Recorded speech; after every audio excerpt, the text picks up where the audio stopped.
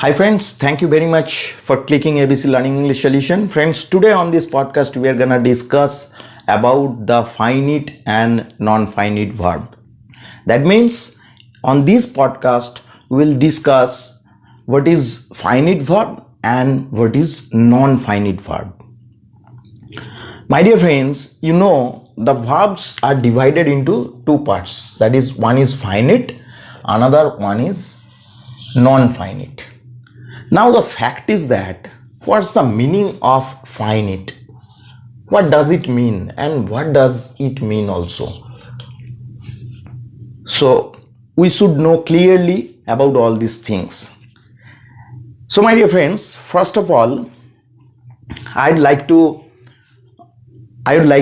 inform you one thing, that is, in a sentence, in a sentence there must be a subject and there must be a verb.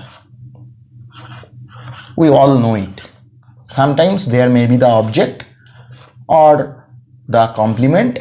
This section is not so mandatory, but for the need of the meaning, obviously we use it. Obviously we use object, obviously we use complement. But the most important thing is these two parts, that is a subject and a verb. Now my dear friends, the subject may be silent. In some situations the subject may be silent, just like this one. Suppose I told you stop. This is a sentence, and these types of sentences are called imperative sentence. Actually this sentence carries you, which is silent. Actually I mean to say, my dear friends, for a sentence these two parts are very much important, and the fact is that these two parts should be agreed. That means subject and verb must agree according to the system of the English language. Now the system is that the verb must agree with the subject according to the tense. That means we have to change this verb according to the tense or according to the time. And also there is another important thing, that is this subject. This subject, my dear friends, this subject has a number, and also these subjects must have a person. Person means it may be first person, it may be second person, it may be third person. And number, it means it may be singular and it may be plural.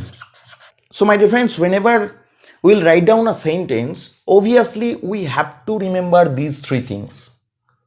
The first one is this one, person of the subject, number of the subject, and the tense of the verb. These three are very important for this agreement. I am just gonna write down one example. Let's look at the example. So my dear friends, you can see I have written here three sentences. Here in this sentence, this is the subject. Subject means the doer of the action.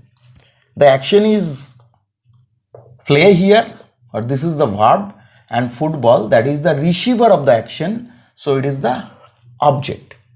So here, my dear friends, as it is the first person singular number, so in case of this situation, in first person singular number, we use the plural verb. That means we do not add s or es with this verb. You know it, and we have done the same thing. In the second part, you can see the subject is third person singular number, and that's why we have added s with it. If the subject is third person singular number, we have to add s or es with the verb. You know it. This is the rule of English language, and we have done the same thing. So just follow this verb.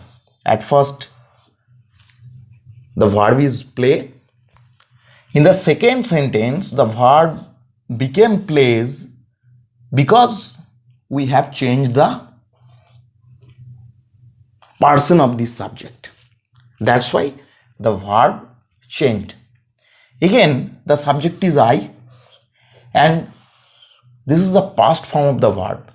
That means we have changed the form of the verb, or we have changed the tense of the verb. So you know this is the past form of the verb. It is actually V2. That means past form of the verb. And this is the object. So here, as the time is past time, here we are talking about the past time, and that's why we have used the past form of the verb. Again, you can see one thing, my dear friends. We are gonna use the plural form of the verb. Suppose this one, Ram and Sam. So here you can see there are two persons. That means this is the plural form. This is the plural subject. This subject is plural. So we have to agree the verb according to this number of this subject. So we have to write down plural verb, that is play. Ram and Sam play football. So my dear friends, in this sentence, Ram and Sam play football. We cannot write down plays. We cannot write down because the subject is plural, so we have to use the plural verb. S is used with the singular verb. If the subject is third person singular number, just like this one, at that time we have to add S or es. So here this is plural, so we have to use the plural form of the verb. So my dear friends, these verbs are changed according to the time, or according to the tense, or according to the person of the subject, and according to the number of the subject. We agree the verb with the subject. So these types of verbs are called finite verbs. These are finite verbs. My dear friends, these are finite verbs. These are called finite verbs. Actually, finite verbs change according to the time, according to the number, and according to the person of the subject.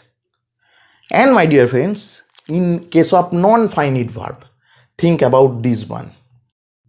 So my dear friends, I have written here 4 sentences, and you can look at these sentences. You look at this sentence very carefully.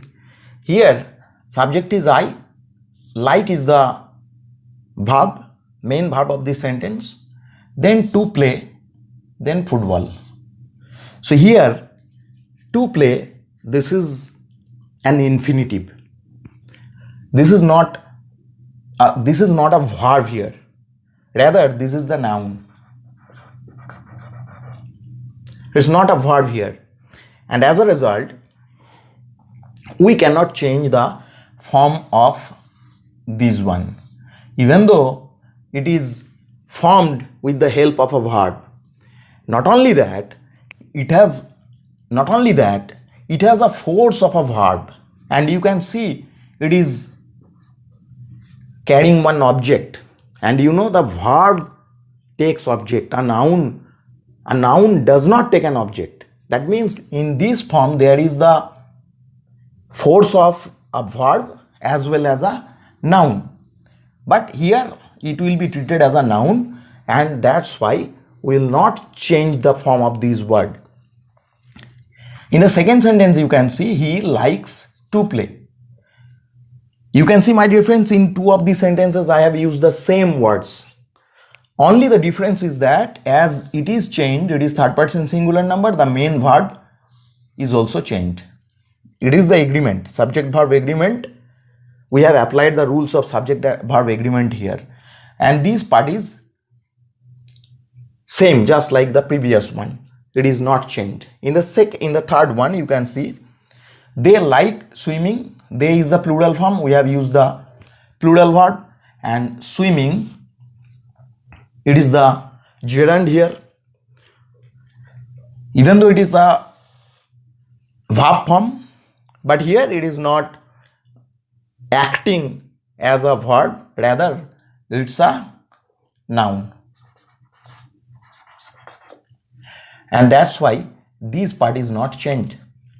Again, we have changed the tense of the verb. That means it was in present tense, we have changed it into past one. That means the time is past time. We are saying something about the past time, that's why we have used the past form of the verb. But this part remains same. This part is not changed.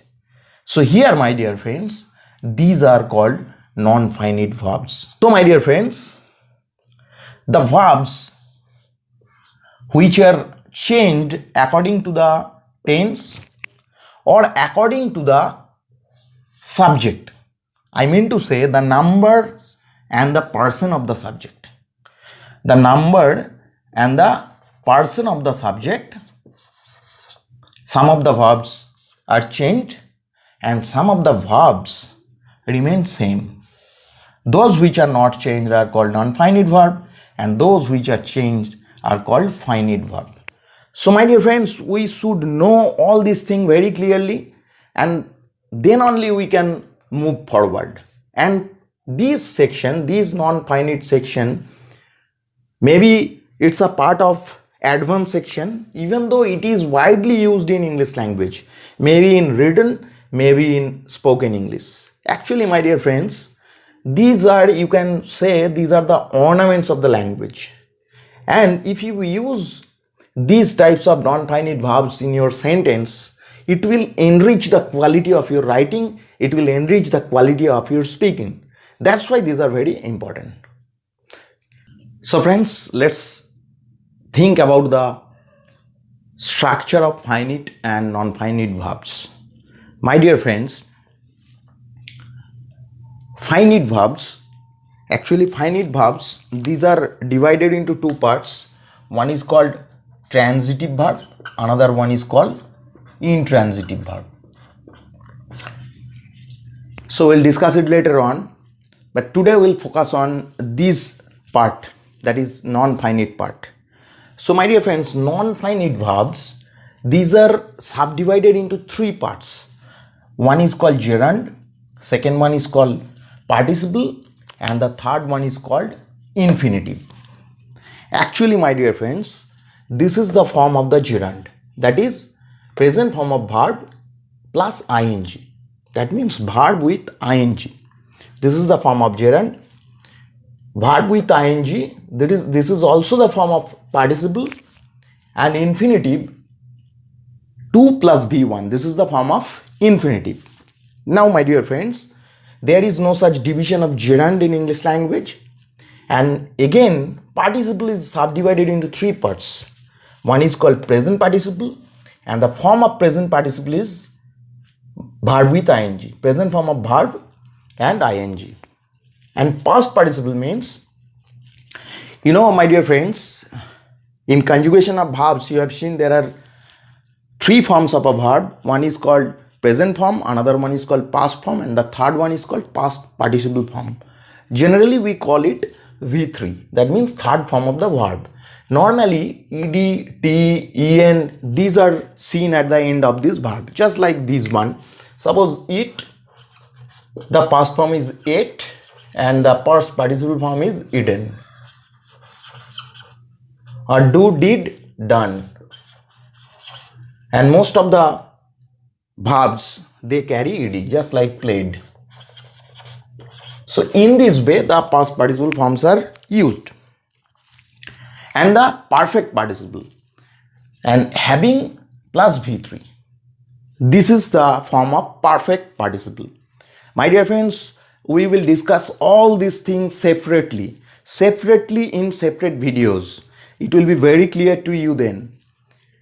Now my dear friends, infinitive, it is divided into two parts. One is called infinitive, that is, or you can say perfect infinitive, or you can say pure infinitive, and the form of infinitive is 2 plus b1. And the next one is bare infinitive. Bare infinitive means, my dear friends, we do not use these two there. That means without to, we use only the present form of the verb. That's called bare infinitive. My dear friends, this is the structure of non-finite verb. And finite verb is divided into two parts, I just told you. And one thing you must remember, that is gerund. In case of gerund, there is the force of verb and also the force of a noun. Normally, it acts like a noun. The gerund acts like a noun in the sentence, even though it has a force of verb.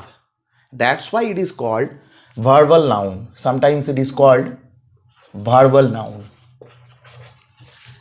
And in case of participle, we use the same thing, present form of verb with ing, and it acts like an adjective. It acts like an adjective in the sentence. And infinitive it's clear. We use to plus V1, just like this one, to play, to go. These types of words are used. Again, my dear friends, present participle you can understand just like swimming. Past participle, you have seen eaten, done, played. These types of words are used. And perfect participle, we use having, then the past participle form of verb. And all these three things, you must remember, all these three things are used in the sentence as adjective. And infinitive, that is also used as noun in the sentence. So my dear friends, gerund is used as noun, basically as noun. It is used as adjective, it is called participle, and infinitive is used as noun in the sentence. So my dear friends, I think all this structure is clear to you and you can understand clearly. In the next video, we will discuss about separately on gerund. So my dear friends, thank you very much for watching this video. Thank you very much.